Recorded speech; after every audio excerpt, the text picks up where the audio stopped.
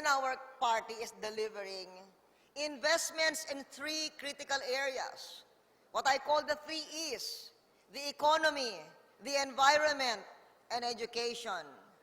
These issues are central to lifting up our nation and getting it ready for the next generation of leaders. And that is our battle cry, the next generation of leaders.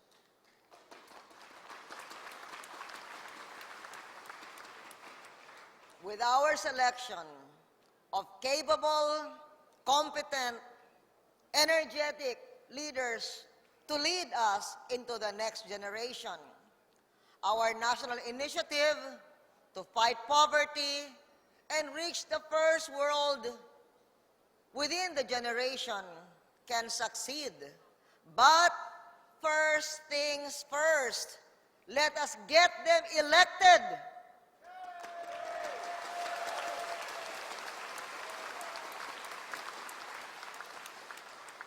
Elected with as big a mandate as you, our leaders, in the countryside and urban centers can win from our people.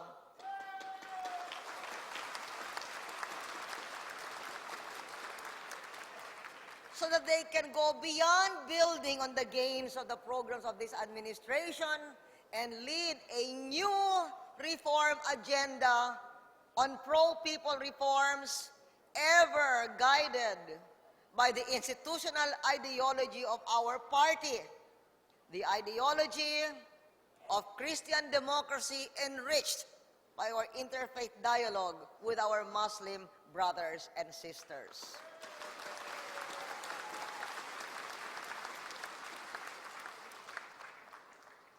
This is a big and arduous task. But our party has been challenged many times before and has won.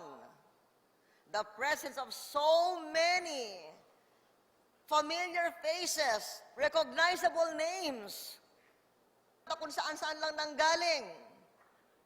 All leaders, genuine leaders,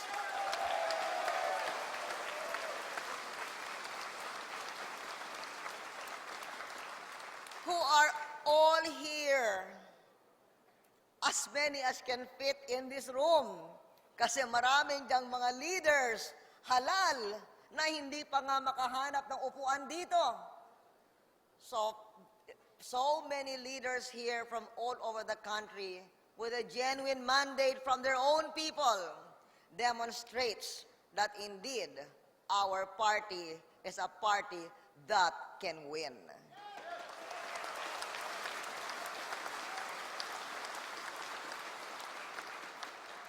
With the hard work of party stalwarts, with the hard work of party grassroots, our party can win the future for our nation.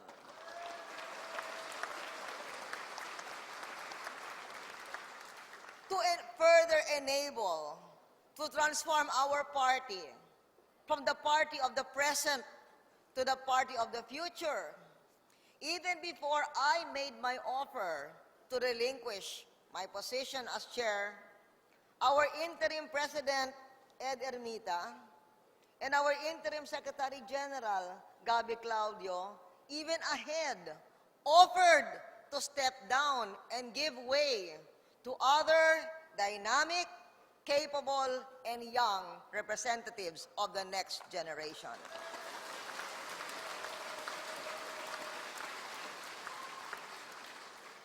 I thank them for the hard work that they have done as party caretakers. I congratulate the National Executive Committee for the choices you will make today, for the new party president and the new party secretary general. But let it be said that though we are turning over the highest leadership of the party to the next generation, our present generation, and even the generation before me in our 17-year-old party have much to contribute.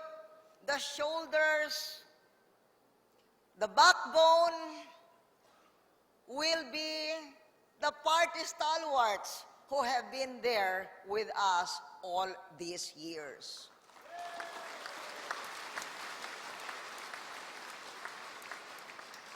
Party mates, it is you representing the wide membership of the party who are selecting our new leaders and our new national standard bearers today. Inaasahang paninindigan ninyo ang mga desisyon na gagawin itong araw na ito.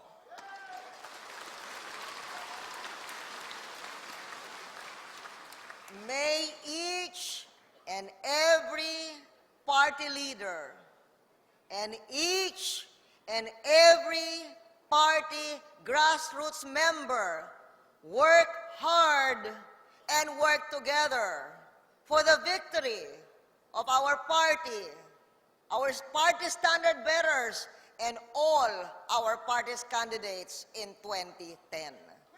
To you all, mabuhay ang lakas kampi CMD. Maraming salamat sa inyo lahat.